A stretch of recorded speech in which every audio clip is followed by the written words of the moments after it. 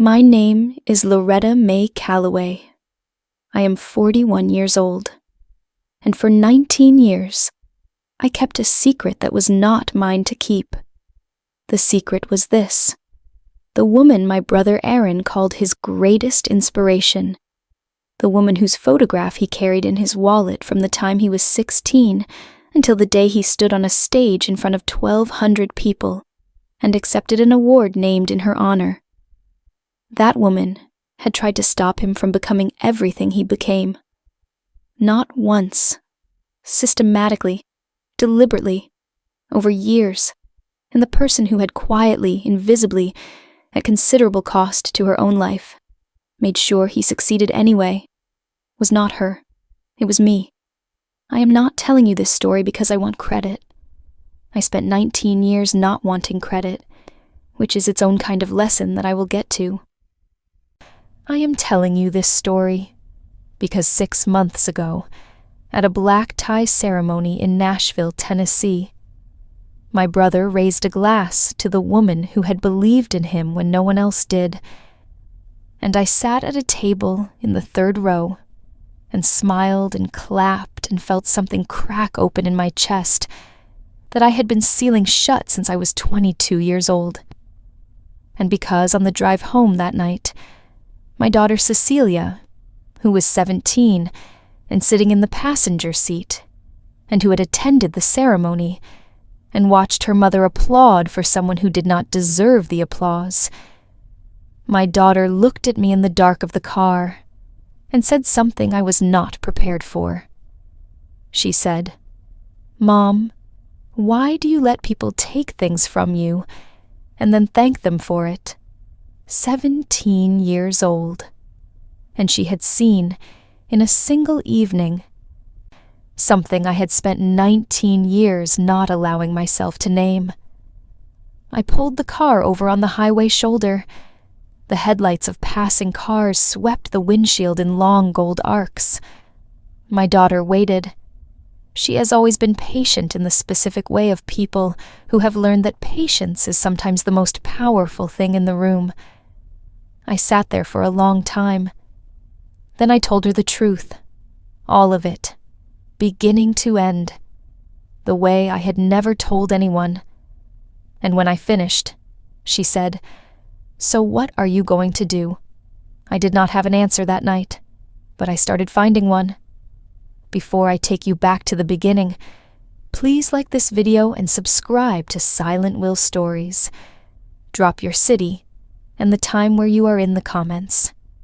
This community is the table I come to when I need to tell the truth. And tonight, I need to tell a very long one. Now let me take you back 19 years, to a morning in early September, to a small apartment in Memphis, Tennessee, to a kitchen table where a 22-year-old woman sat across from her 16-year-old brother and made a decision that would define the next 2 decades of both their lives. The kitchen table in that Memphis apartment was from a thrift store on Summer Avenue. $4. One leg was slightly shorter than the others, and we had fixed it with a folded piece of cardboard from a cereal box that had been there so long it had fused itself to the linoleum. The table had 3 chairs, because we had only needed 3. My mother, my brother, and me. Our father had left when Aaron was 4 and I was 7. He had left on a Tuesday morning in February, which I know because I remember the specific quality of the February light through the kitchen window when my mother came back inside from watching his car pull away and sat down at that table and did not speak for 45 minutes. My mother, Ruth Calloway, was the kind of woman who had been given too much difficulty too early in life and had responded to it by developing a toughness that was real and necessary and occasionally indistinguishable from hardness. She worked 2 jobs for most of my childhood. She was present in the ways that mattered and absent in the ways that were inevitable when a person is working 2 jobs and carrying everything alone. She loved us completely, imperfectly, in the specific way of someone who has been fighting for so long that the fighting and the loving have become the same motion. She died when I was 22, and Aaron was 16. Not dramatically, not suddenly. She had been sick for 2 years, the slow kind of sick that arrives with a diagnosis and a timeline, and the particular cruelty of giving you enough time to understand what is coming, but not enough to fully prepare. Cancer, the kind that started in one place and found others. She was 51 years old.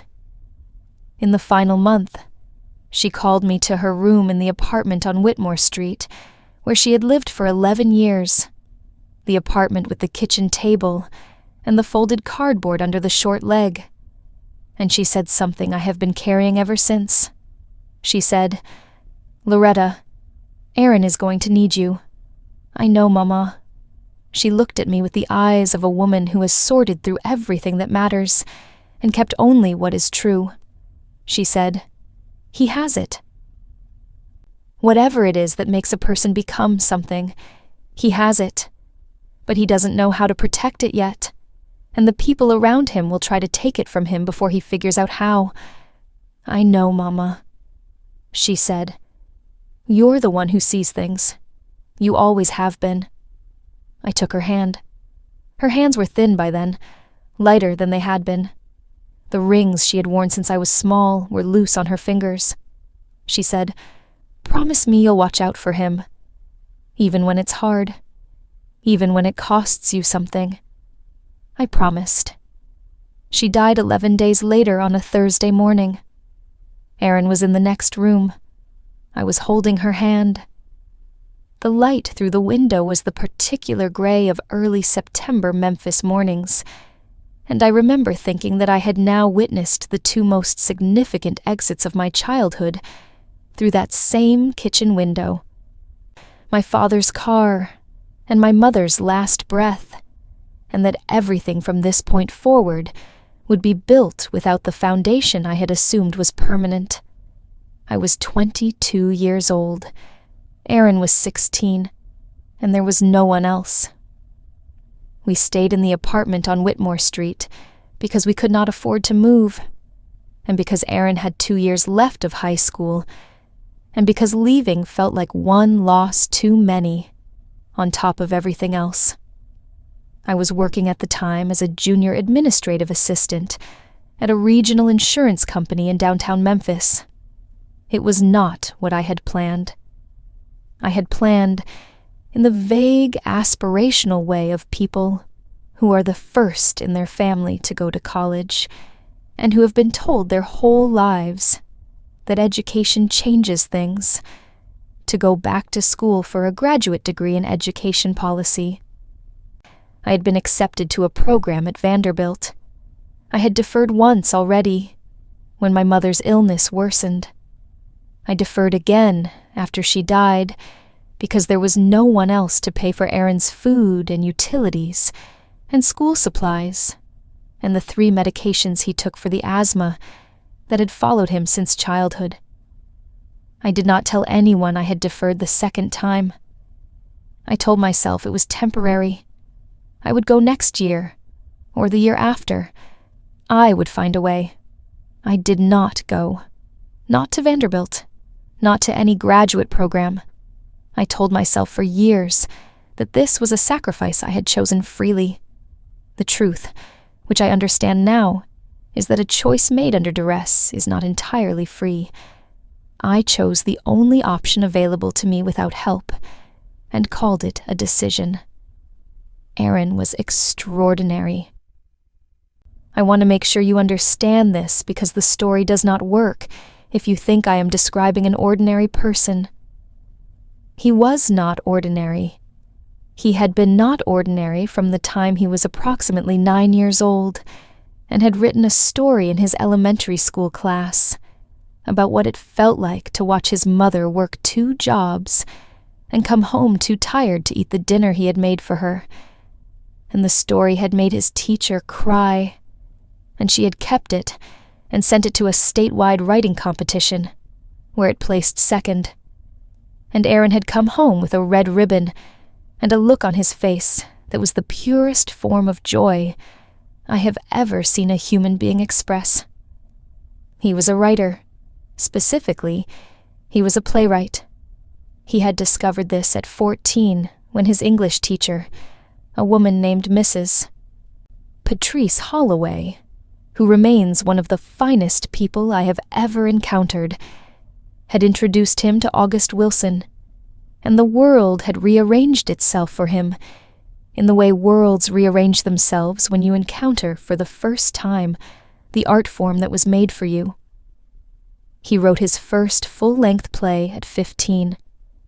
It was rough and extraordinary, and alive with something that people who know these things recognize as real talent when they encounter it. Mrs. Holloway showed it to a colleague at the community theater across town. The colleague showed it to the artistic director.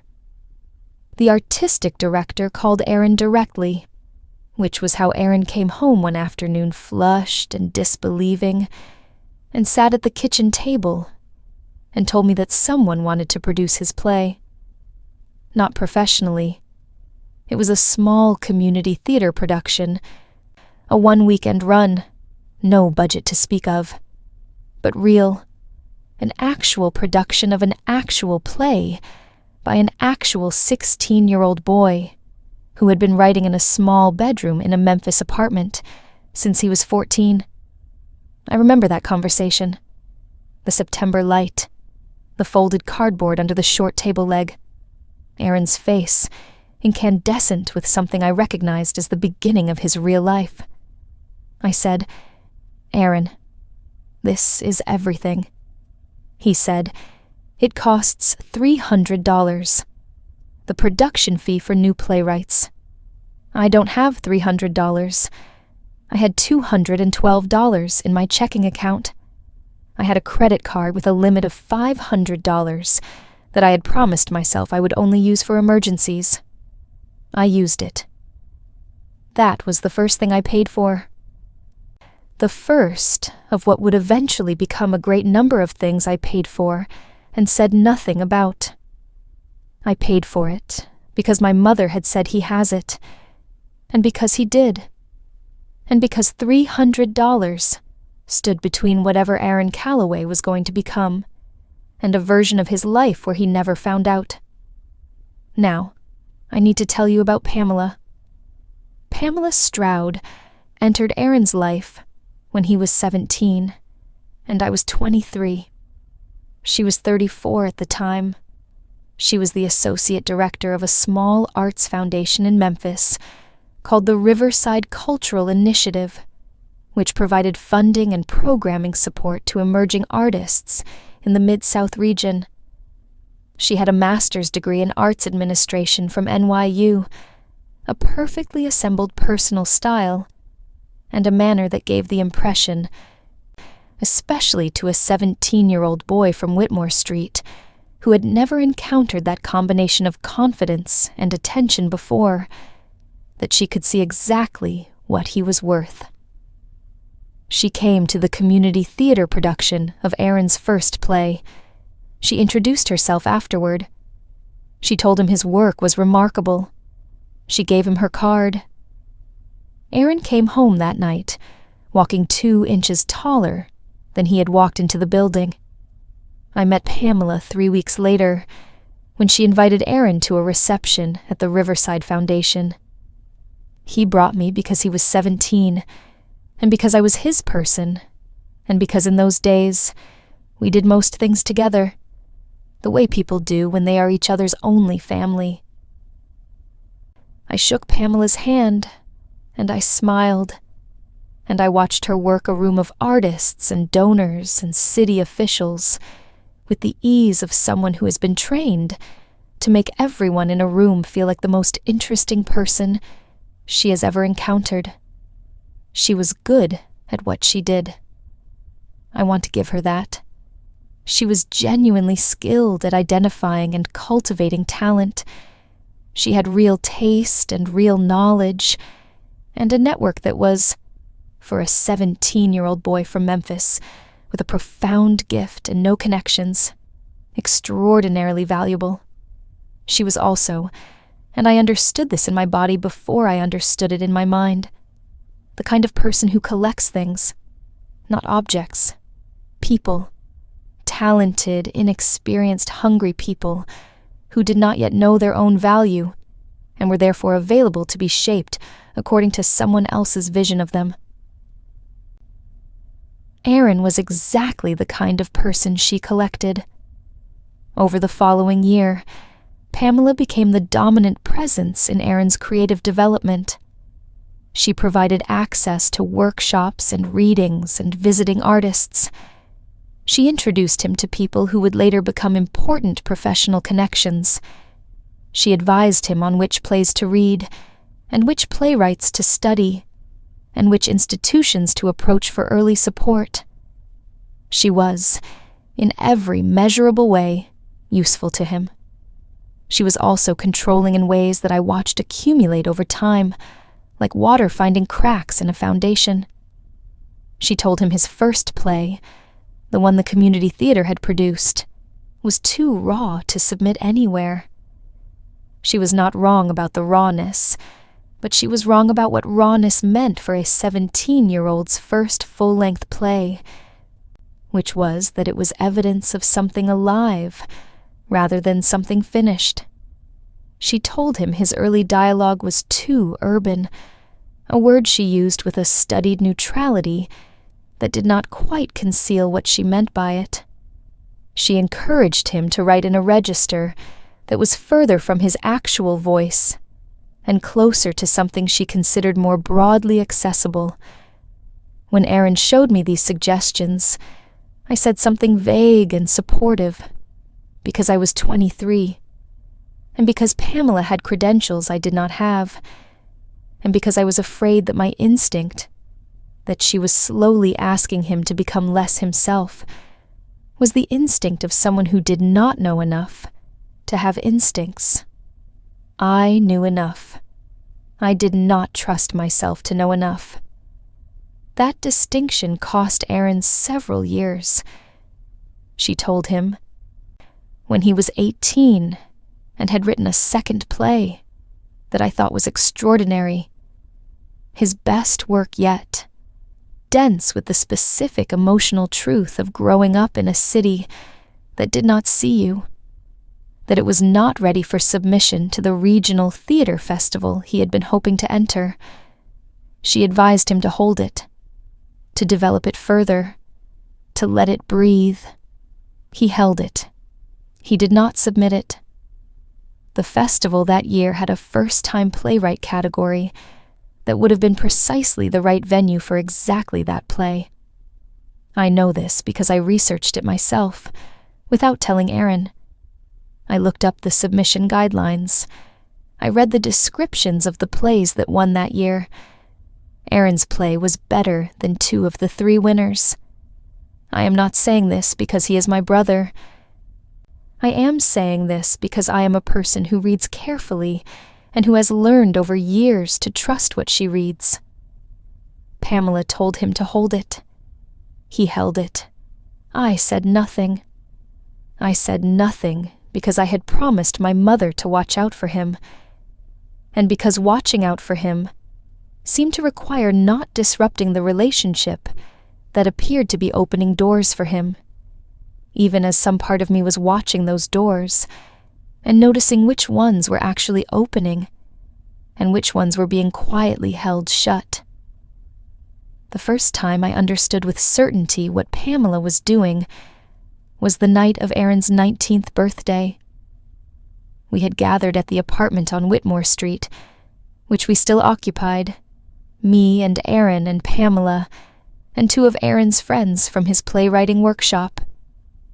Pamela had brought wine, the kind that comes in a bottle with a label and costs more than wine usually costs in our apartment, and she had a way of placing that kind of thing on the table that communicated something about the difference between where she came from and where she was visiting.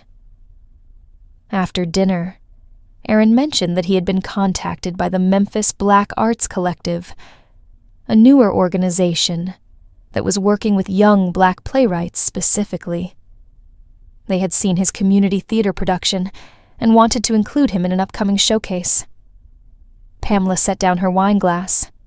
She said, "Aaron, I'd be careful about that." He looked at her. She said, "The collective is wonderful, of course, very community-focused. But if you want a serious career, a national career, you need to be careful about being categorized too early. You don't want to limit your audience before you've established yourself." Aaron was 19. He nodded slowly, the way a person nods when they are receiving information from someone they trust, and the information does not sit right, but they do not yet have the language for why. I looked at Pamela across the table. She looked back at me with the pleasant, steady expression of a woman who was used to being the most credentialed person in any room, and had never been required to fully account for what her credentials did and did not entitle her to. I said, "Or he builds a foundation in the community that knows his work and expands from there, which is how most playwrights with long careers have done it."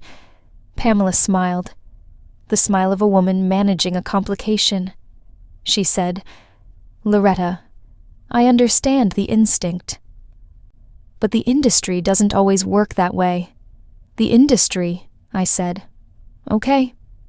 Aaron looked between us. He was 19, and he loved us both, and he did not yet know that loving two people who see a situation differently requires eventually choosing which set of eyes to trust. He declined the collective's invitation. He told me this the following week, almost apologetically, as if he knew I would have something to feel about it. I said, "What did you want to do?" He said, "I wanted to say yes." "Then that's information," I said. He looked at me. I said, "Not about Pamela, about yourself. Remember what you wanted." I did not say more than that. Not then. But I started paying attention differently, and I started keeping notes. Let me tell you what the next 4 years looked like from the outside, and what they looked like from the inside, because they are two very different pictures. From the outside, Aaron Calloway was a young playwright from Memphis being mentored by an experienced arts administrator with a strong network. He was receiving guidance, connections, and professional development. He was being taken seriously in a world that does not always take seriously what he represented. He was lucky. From the inside, Aaron Calloway was writing plays that were getting quieter and safer and further from the specific electric truth of his earliest work. He was submitting to venues Pamela approved and declining opportunities she considered beneath the career she was designing for him. He was working a part-time job to cover his own expenses, while I covered the apartment rent and utilities, and did not tell him I was doing so, because Pamela had suggested at some point that Aaron's financial dependence on his sister was emotionally complicated for his development as an independent artist, and I had responded to this by continuing to cover the rent and telling Aaron I was splitting it with a colleague who needed to share costs. I was not splitting it with a colleague. I was paying the full rent on a Memphis apartment on an administrative assistant's salary, while Aaron developed as an independent artist. I was also, beginning in his second year of working with Pamela, sending anonymous submissions of his work to opportunities she had told him to skip. This is the part I have not told anyone, not Marguerite, not my closest friends, not anyone, until the night in the car on the highway shoulder when I told my daughter. Pamela had access to Aaron's email because she had set up his professional correspondence account and occasionally managed it for him She had advised him on which opportunities to pursue and which to decline, and she did this largely by filtering what he saw. Not overtly, not by deleting emails, by being present, by being the person he talked to about opportunities, by being the frame through which he interpreted what was available to him. I was also present, less visibly, in the specific way of older sisters who grew up watching carefully and who had made a promise to a dying woman and who did not entirely trust the frame. I had my own email account. I had access to submission portals through my own research. And I began, quietly, and without Aaron's knowledge, submitting his plays to opportunities I believed he should not be missing. I want to be precise about this. I did not forge his name. I submitted his work as his representative, identifying myself as his manager, which was not a formal role I held, but was not entirely false, either in the functional sense. I submitted the plays he had shown me, the ones he had written and discussed with me, and occasionally revised with my input. I sent them to regional festivals and national competitions, and emerging playwright programs, and foundation grants that Pamela had dismissed or simply not mentioned. Aaron won 3 of those grants without knowing how the applications had been submitted. He was invited to 2 festival readings through those submissions. One of those festival readings was seen by a dramaturg named Henry Ellison, who worked with the Steppenwolf Theater Company in Chicago. Henry Ellison wrote to Aaron directly through his professional email, which Pamela managed. Pamela did not tell Aaron about Henry Ellison's email for 6 weeks. I know this because I had submitted to the festival myself, and therefore received a copy of the festival's communication records through my own correspondence with them. I know when Henry Ellison's email was sent. I know when Aaron replied to it. The gap between those 2 dates was 6 weeks. 6 weeks during which Henry Ellison had almost given up and moved on. 6 weeks during which I called Henry Ellison's office directly, identifying myself as Aaron's representative, and explained that there had been a communication delay, and asked whether his interest was still current. He said it was.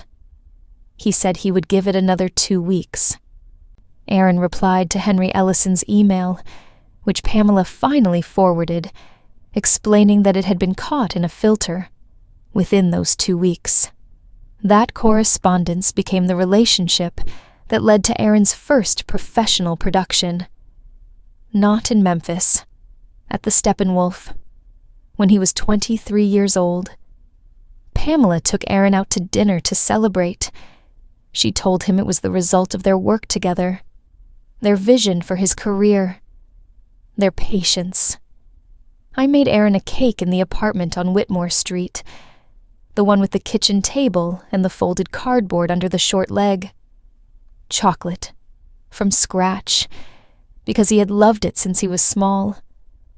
I watched him blow out the candles, and I thought about Henry Ellison's email, and the 6-week gap, and the phone call I had made, and I said nothing. I said nothing because Aaron was 23, and he was going to Steppenwolf, and my mother had been right. He had it, whatever it is, and that was enough. I told myself that was enough. I need to pause here because I know what some of you are thinking. You are thinking, why didn't you just tell him? I have asked myself this question every year for 19 years. I have asked it at 3 a.m, when the question has the most force. I have asked it in therapy, which I began at 32, because I understood by then that I was carrying something I had not been given the tools to put down. Here is the honest answer. I did not tell Aaron because I had built a story about what my role was, and that story did not include being the person who told the truth about Pamela. My role, in the story I had built, was to be the silent infrastructure, the person behind the scenes who ensured things happened while the person in front of the scenes received the acknowledgement. I had built that story, starting from the night my mother said watch out for him, and I had reinforced it every time I paid the rent without telling him, every time I submitted his work without his knowledge, every time I sat at a dinner table and smiled while Pamela described their shared vision. I did not tell him, because telling him would have required me to reveal the whole architecture of what I had been doing, and revealing the architecture would have required him to ask why, and why had an answer that touched something in me I was not ready to look at directly. The why was this: I did not believe, on some level that operated below the level of conscious thought, that I was allowed to take up the space required to be honest. I had been the responsible one, the practical one, the one who landed on her feet since I was 7 years old and watched my father's car disappear through the kitchen window, being the person who took up space, who needed acknowledgement, who said what she had actually done and asked for what she had actually earned. That was not the story I had been given for myself. My daughter, at 17, had named this in a single question: why do you let people take things from you and then thank them for it? It took me the whole drive home and another 6 months to be ready to answer. Aaron's career, after the Steppenwolf production, moved in the way that real talent moves when it finally has the access it deserves. Not overnight, not without difficulty, but with the particular forward momentum of something that was always going to find its way, if it was simply not prevented from doing so. He wrote 3 more full-length plays in his 20s. 2 were produced regionally. 1, written when he was 28, was produced off-Broadway. It ran for 7 weeks and was reviewed by The Times, which described it as arriving with the force of a voice that has been waiting a long time to be heard. Pamela was present for all of it, maintaining the role of architect, of the person who had seen it first and shepherded it into being. Aaron thanked her in every program note. He mentioned her in every interview. He carried her in the story of himself, the way he had once carried her photograph in his wallet, as evidence of the person who had believed in him when no one else did. I attended every production. I sat in the audience and felt the thing his work made audiences feel, the specific aliveness of watching something true be put on a stage, and I was proud of him in a way I do not have adequate words for. Proud is too small. It was the pride of a person who was present for the beginning, and who never stopped believing in the middle, and who had, in ways large and small, and sometimes ethically complicated, ensured that the end was possible. I also, at each production, watched Pamela receive congratulations in the lobby afterward, and said nothing. By the time Aaron was 32, he had established himself as one of the more significant voices in American theater of his generation. This is not my assessment. This is the assessment of critics and institutions and the American Theater Wing, which presented him with an award at a ceremony in Nashville when he was 35. The award was named for a pioneering Black playwright who had spent her career advocating for emerging voices from underrepresented communities. It was given annually to a playwright whose work embodied both artistic excellence and commitment to community. The irony of that last criterion was not lost on me. Pamela was in the audience at the Nashville ceremony. She was in the 3rd row. I was in the 4th. behind her, which meant I spent the evening looking at the back of her head, which I had done metaphorically for 19 years, and found I did not mind doing literally, because at least the literal version was honest. Aaron took the stage in a tuxedo that fit him the way tuxedos fit people who have grown into themselves, with the ease of a man who knows precisely what he has built and is comfortable occupying the space it requires. He was 35 years old. He was extraordinary. He had been extraordinary at 16, and he was more so now, with the depth that comes from years of working at something real. He gave his acceptance speech. He thanked Mrs. Patrice Holloway. He thanked Henry Ellison. He thanked his early audiences in Memphis. And then he raised his glass toward the third row and he said, "But most of all, I want to thank the woman who believed in me when no one else did, who saw what I could become before I saw it myself, who guided my career with vision and patience, and who taught me what it meant to take my work seriously. Pamela Stroud. Everything I am as an artist, I owe to her." 1,200 people applauded. Pamela pressed both hands to her heart and tilted her head with the particular grace of a woman who has been preparing for exactly this moment for a very long time. I sat in the fourth row. I applauded, and something cracked open in my chest that I had been sealing shut since I was 22 years old. On the drive home from Nashville, Cecilia sat beside me in the passenger seat and asked her question. "Mom, why do you let people take things from you and then thank them for it?" I pulled over on the highway shoulder. The headlights of passing cars swept the windshield. I sat there for a long time. Then I told her everything. She was 17. She listened with the full attention of a person who has not yet learned to be polite about hearing things that deserve full attention. She did not interrupt. She did not offer comfort before I was finished.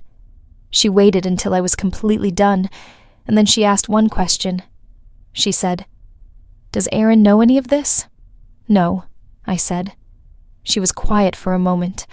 Then she said, "Mom, he needs to know." "I know. Not to hurt Pamela. To know what you actually did.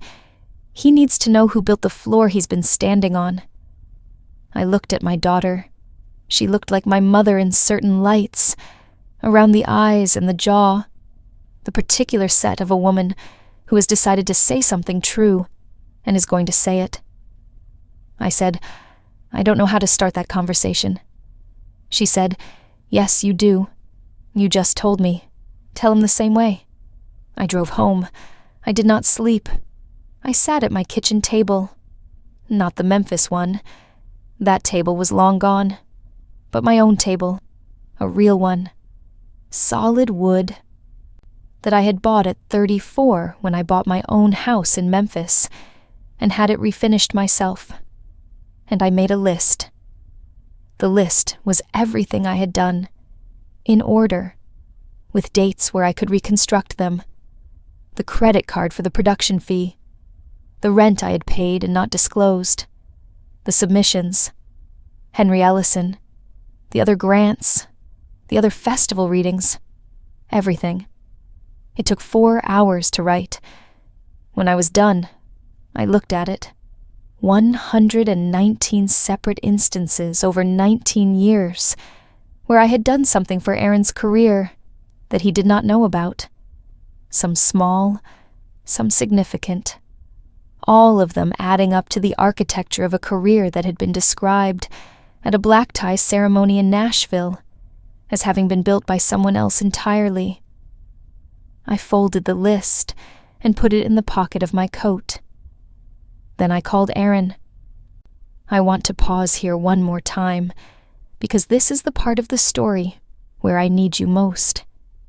If you have ever been the invisible one, if you have ever done the thing and said nothing, if you have ever sat in the fourth row and applauded while someone else received what your hands helped build. Drop one word in the comments right now. Just one. I will read every single one. And if you haven't subscribed to Silent Wheel Stories yet, please do it now. Because what comes next is the part I have been working up to for 19 years. Aaron answered on the second ring. It was 11 o'clock on a Sunday morning, 2 weeks after the Nashville ceremony. He was in Chicago, where he had been living for 6 years. I was in Memphis, at my kitchen table, with a cup of coffee that had gone cold and a folded piece of paper in my coat pocket. "Hey, Roz," he said. He calls me Roz. Has since he was 12, and decided that Loretta was too many syllables for everyday use. I said, "Aaron, I need to tell you something. Something I should have told you a long time ago. I need you to listen to the whole thing before you respond, because it's long, and some of it is going to be difficult." There was a brief silence. He said, "Okay," I told him. I did not read from the list, though I had it in my pocket. I told him the way you tell someone something true when you have been preparing for it for a very long time, which is that you start at the beginning, and you go all the way through without stopping, and without apologizing for the weight of what you are carrying, because the weight is not something to apologize for. I told him about the credit card and the $300. I told him about the rent I had been paying since our mother died, the full rent, for 7 years, while he believed I was splitting it with a colleague. I told him about the grants and the festival submissions and the plays I had sent out under my own name as his representative. And then I told him about Henry Ellison's email, about the 6-week gap, about the phone call I had made. I told him all of it. When I finished, Aaron was quiet for a long time, long enough that I checked once to make sure the call had not dropped.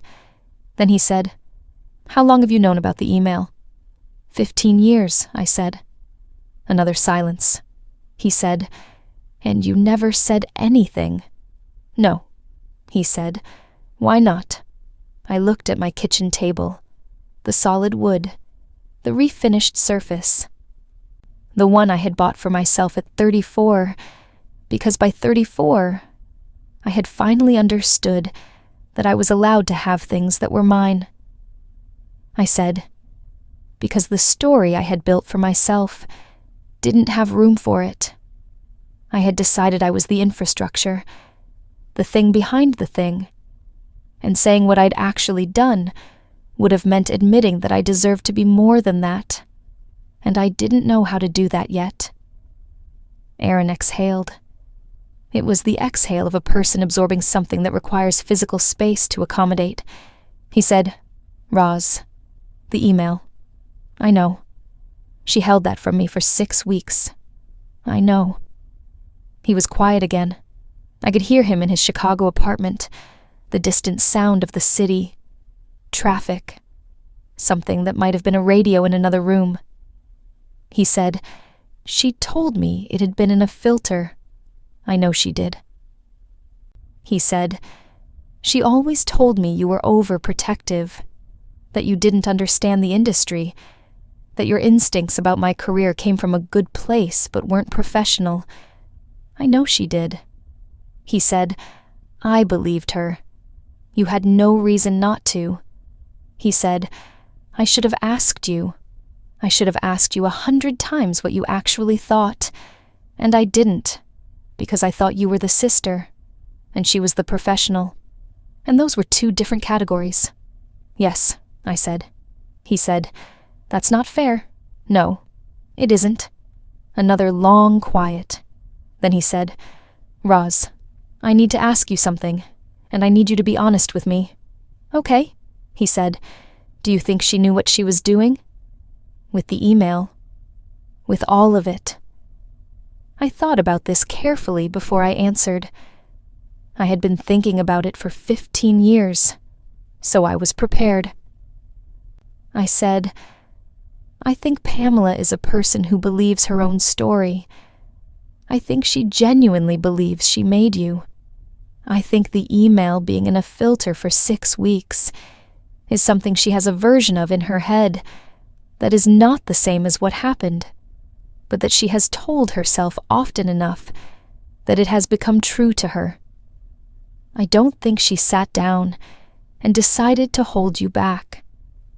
I think she made decisions, consistently, over years, that kept you dependent on her navigation, and I think she told herself each time that she was doing it for your benefit, and I think she believes that.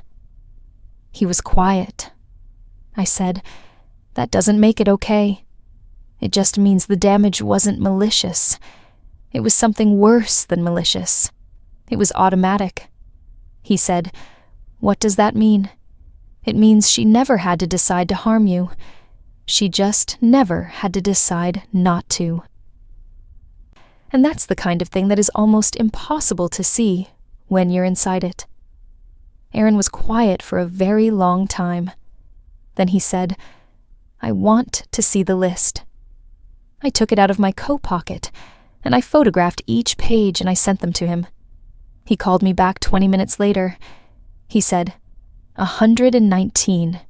Yes. He said, Roz, I know. He said the word I had not been expecting, the one I was least prepared to receive. He said, thank you. Not for anything specific. Just those 2 words, said plainly, with the weight of a person who has just understood something enormous about who kept the lights on when he was in the dark, and who has no adequate language for what that understanding costs. Thank you. I pressed my hand flat on my kitchen table and looked out the window and did not cry, which surprised me. I had thought I would cry. Instead, I felt something I can only describe as settling, the feeling of a thing that has been in the wrong position for a very long time, finally finding the position it was always meant to occupy. Thank you, he said again.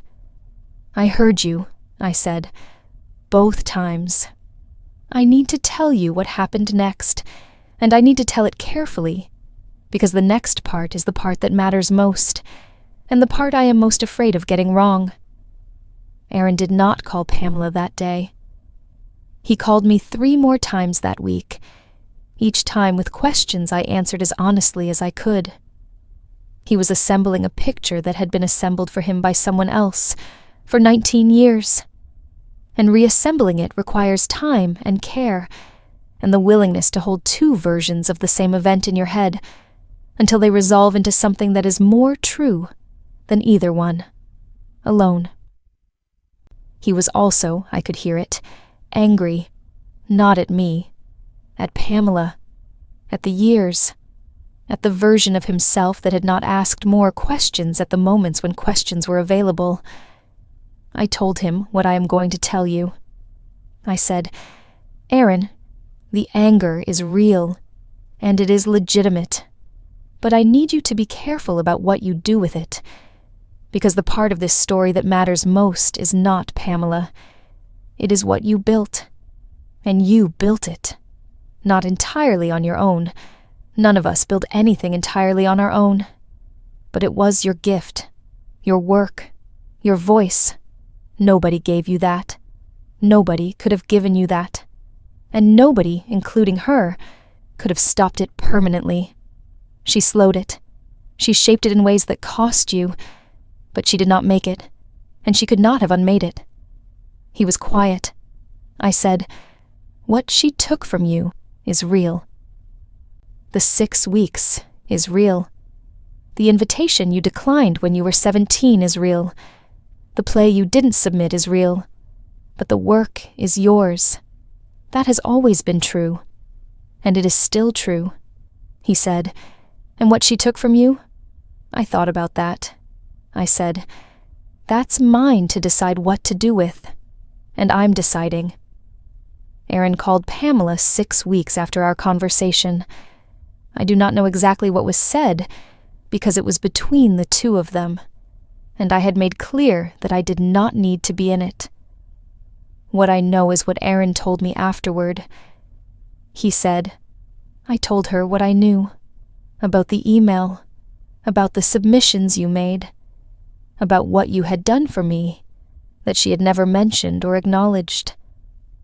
I told her that the story of my career that I had been telling in every interview, and every program note, and at every ceremony for 15 years, was missing the person who had actually built the floor I was standing on.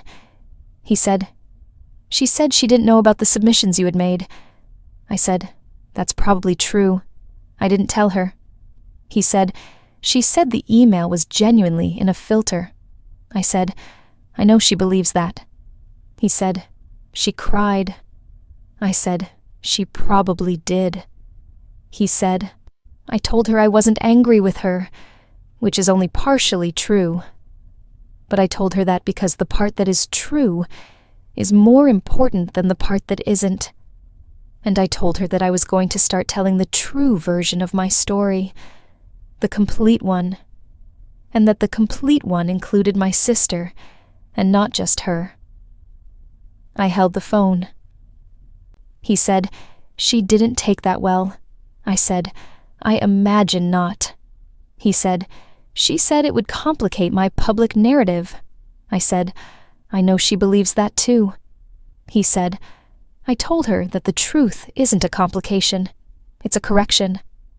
I looked at my kitchen table, the refinished wood, the one I had chosen for myself. I said, Yeah, it is. 3 months after my conversation with Aaron, he gave an interview to a theater publication. A long one. The kind that serious publications do with significant artists. The kind that runs to several thousand words and attempts to trace the actual architecture of a career rather than its highlights. The interviewer asked about his early development, about who had shaped him.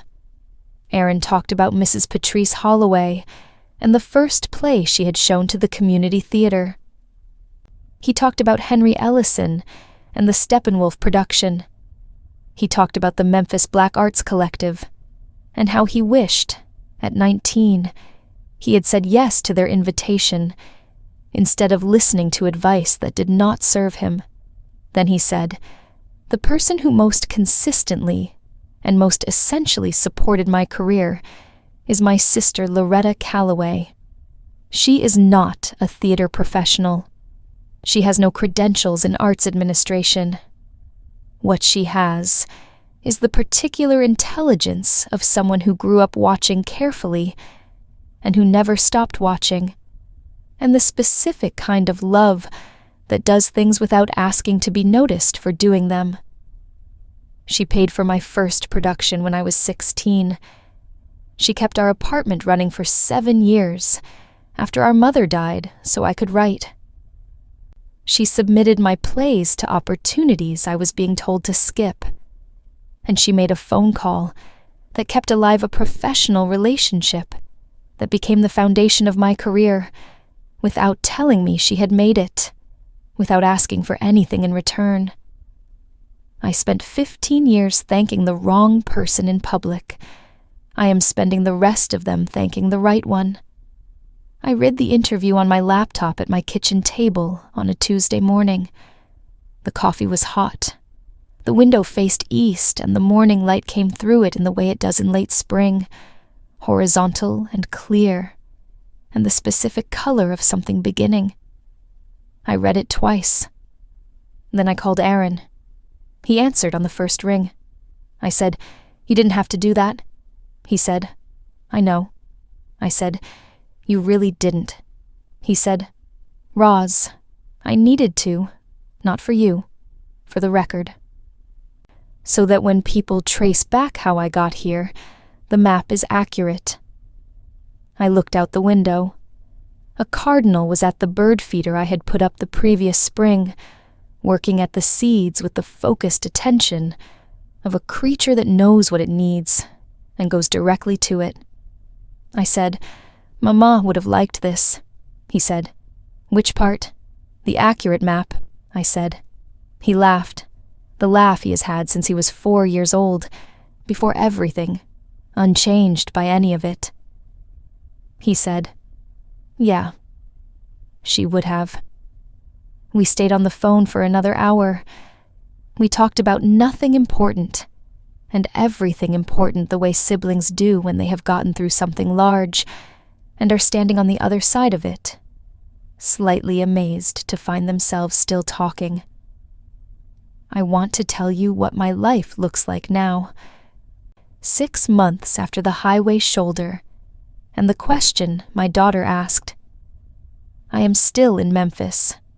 I am still at the insurance company, though I have been promoted twice since the years I described, and am now the director of operations for the Southeast region, which is work I am good at, and that I find genuinely satisfying in the way that work satisfies, when it requires the full use of your capabilities.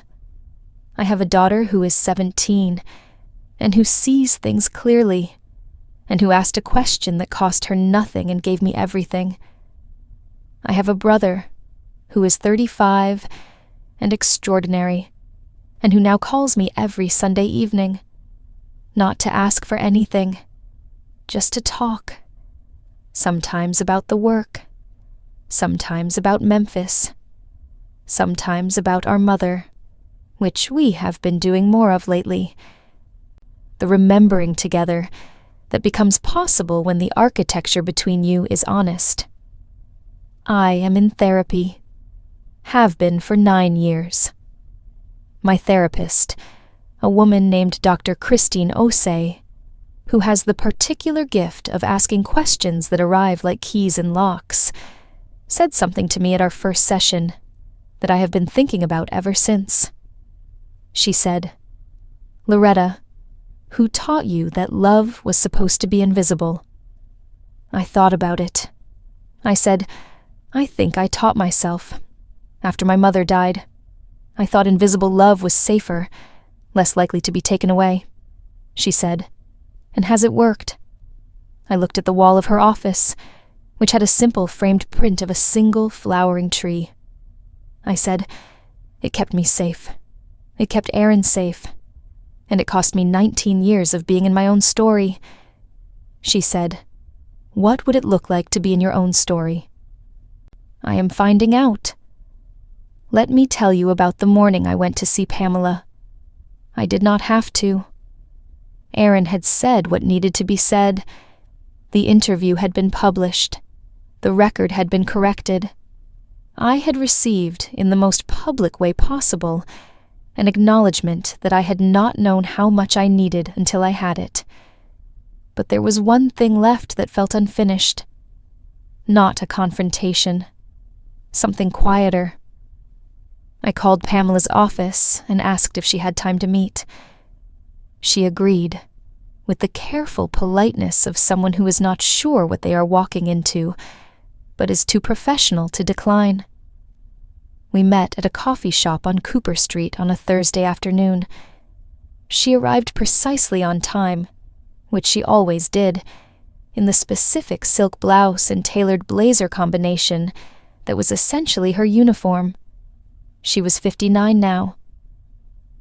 She looked good, in the way of people who take care of themselves with discipline. She was holding her coffee cup with both hands when I sat down. It was a cold day for Memphis, early February, and the coffee shop was warm and smelled of espresso and the particular close warmth of a busy room. I said, "Pamela, I didn't come here to relitigate anything. I came because I wanted to say something directly to you, instead of through Aaron or through public record." She looked at me. I said, "I believe you when you say you didn't know about my submissions. That's true, and I accept it. And I know that the story you tell yourself about the email is probably real to you. I'm not asking you to revise it." She said nothing. Her hands were steady on the cup. I said, "What I want to say is that I think you are genuinely talented at what you do." You have a real gift for identifying potential and connecting people to opportunity. Erin's career benefited from that. That is true, and it deserves to be true, she said. But, I said, but a gift for identifying talent is not the same as creating it, and the difference between those two things matters. Not to you, maybe, but to the person whose talent it is. She was quiet. I said, I'm not asking for an apology. I'm asking for something smaller, and I think more honest, which is that you know the difference. Going forward, with whoever comes next. The person you are mentoring, advising, guiding, they are not your creation. They are their own. Your job is to clear the path, not to own it. She looked at her coffee cup. After a long moment, she said, I wanted to be part of something great. I know, I said. She said, I'm not sure I always knew where the line was. That, I said, is the most honest thing you have ever said to me. She looked up. I said, I mean that genuinely, not as a criticism. It is honest, and honest is where everything good starts. We sat for another 20 minutes. We did not become friends. We did not fully repair anything, because some things are not broken in a way that can be repaired. They are simply true, in a way that has to be accepted. But by the time I put on my coat, and she put on hers, and we walked out into the cold February afternoon, something had been settled between us that had been unsettled for 19 years. Not justice, not restoration, just honesty. And honesty is where everything good starts. On the last Sunday in April, Erin came home to Memphis, not for a production or a festival or a ceremony, just to visit. He stayed for 4 days, sleeping in the guest room of my house on Magnolia Avenue, eating at the kitchen table that I had bought for myself, watching the cardinal at the bird feeder outside the kitchen window with the absorbed attention he has always given to small, beautiful things.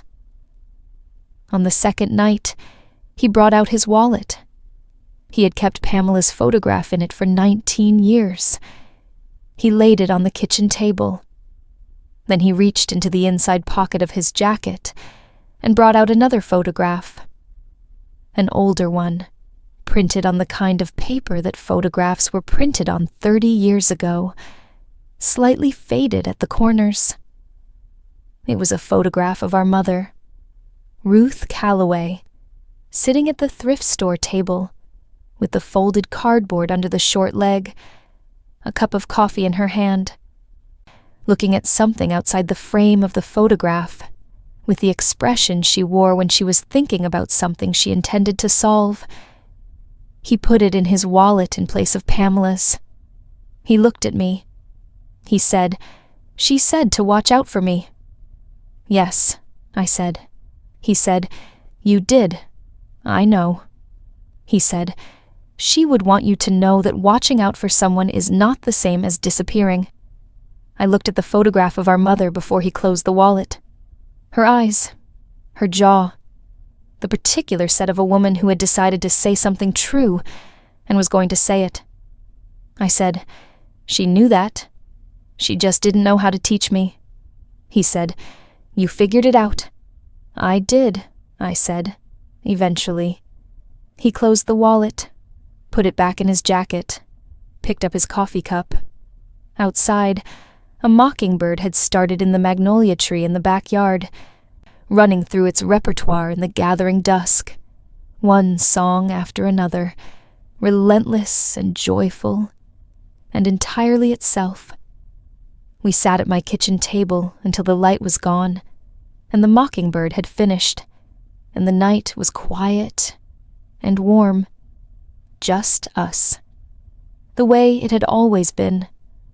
The way it always would be. There is something I want to leave you with. Not instructions.